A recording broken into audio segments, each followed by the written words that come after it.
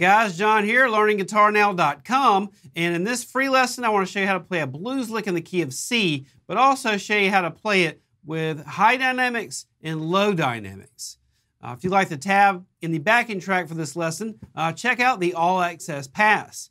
When you do become an All Access Pass subscriber, you'll also gain access to all the courses I've ever created at Learning Guitar Now, including slide guitar, blues guitar, Clapton lessons, Duane Allman lessons, Freddie King lessons. There's a lot of lessons. It's over 130 hours or so of videos to show you exactly how to start improvising blues and slide guitar. Let's go ahead and move forward. Okay, so let's go ahead and break down the lick. And I want to show you how to play it first with just high dynamics, with the band's kind of kicking more. So lick sounds like this.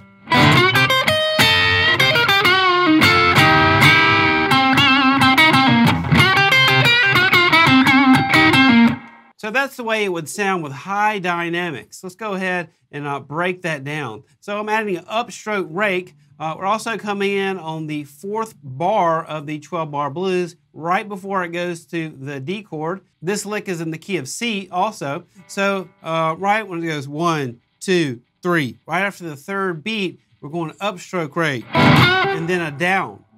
So you got up and then you got a triplet, 8th note triplets right there, 1, 2, 3. So to last the 4th count. Well, we're doing the Chuck Berry lick here with 2nd and 3rd finger using reinforced bending on the G string.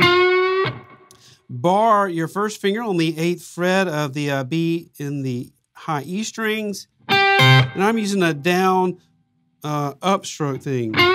So down, down, up. Then when the 4 chord, the D chord comes around, I'm putting my 3rd finger on the 11th fret of the high E string. This is all basically 1st position minor pentatonic scale, key of C. Hit that 11th fret, and then add your 2nd finger, taken from the major pentatonic scale, this 2nd finger when you're on, let's see, the 10th fret here on the B string, and just bend both those notes slightly. And you're going to be hitting this pretty hard. This is the high dynamics version. Now we're going to walk down the minor pentatonic scale, 8 on the high E, 11, 8 on the B string, and then bend up that 10th fret on the G string with your 3rd finger, pull down, release to 8. Now we're going to put our 3rd finger on the G and the B strings, and then strike these 2 notes on the 10th fret. Now we're going to bend with our 1st finger, bar the 8th fret on the G and B strings, just slightly bend that, just kind of add a tune. That's what makes it sound cool to me. And the 2nd time we're going to bend it up and release it. So that little section is this.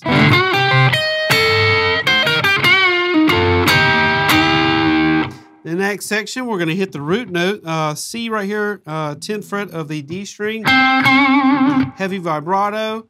Then we're going to do this like trail off lick, I like to call it, 10, 8 on the G string, and then pull off 10 to 8 on the D string. Rest, and then we're going to go do the same Chuck Berry move again, but this time we're going to go down, up, down, hit the B, E, B string, pull off 11 to 8 right here on the B string. Now bend up slightly 10th fret of the G string, pull it down, 10, 8. Now hit 10th fret on the D string, vibrato it, do the trail off again. So that's the basic lick. I'll play it a little bit slower in context so you get an idea of what it sounds like.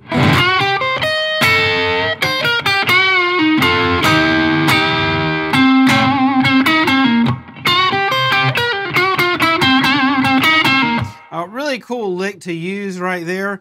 Some things to take note of. I'm starting off with the upstroke rake, and then I'm going directly to that bend right here, and then utilizing bending that cool little 2 notes, one taken from the major pentatonic scale and one taken from the minor pentatonic scale. That's just a must-know lick to do when you're playing blues.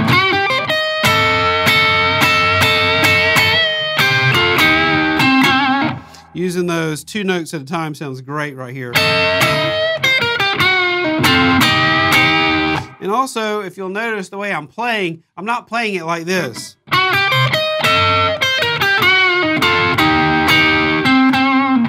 I'm kind of striking the strings from a distance.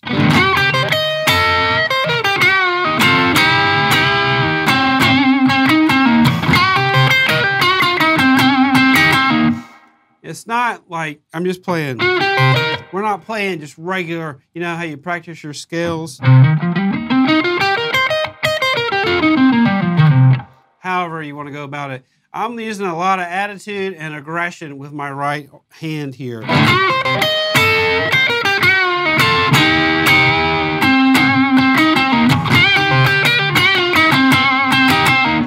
Very aggressive. So that's a high dynamic part. So it just takes some practice of striking the right note, you know, when you're basically strumming like this.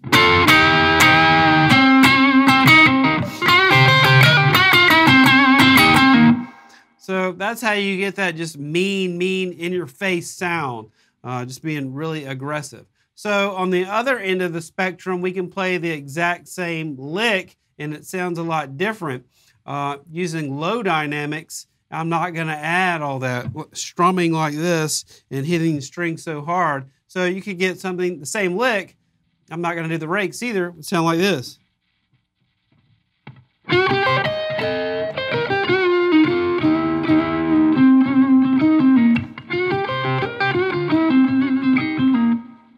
Totally different sound.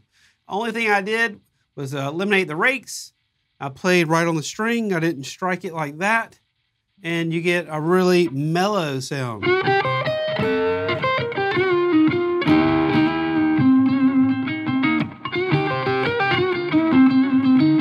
Use the round side of the pick and just hitting everything really softly.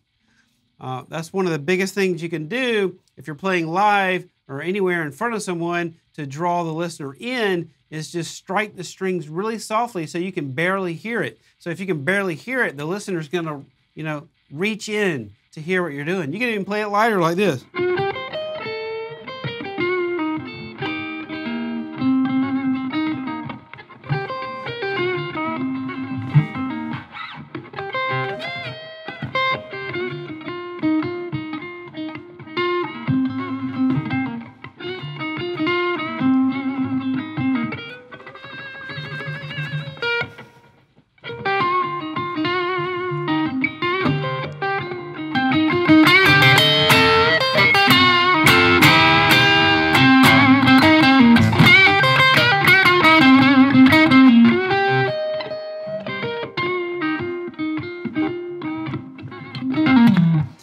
So that's a way to make your playing stand out more. If you play at one dynamics section, you're playing everything like this.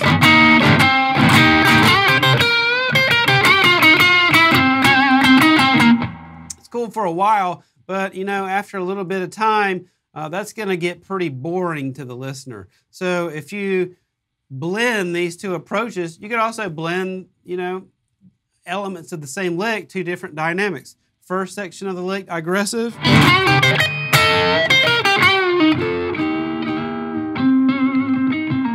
You know, it depends on what you're doing. You know, if the band knows how to react to what you're doing, they'll calm down. It's just all about playing with feel, you know?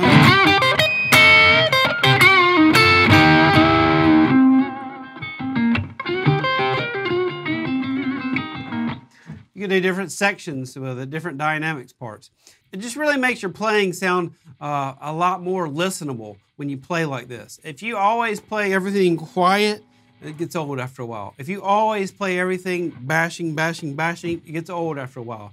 The trick is to just blend this together and see if you can add low dynamic parts and then high dynamic parts. And I guarantee your playing will just sound that much better to the listener. Okay, so that's it for this lesson. Like I said, if you'd like the tab and the backing track as well as the interactive version, check out the All Access Pass, and I'll see you next time.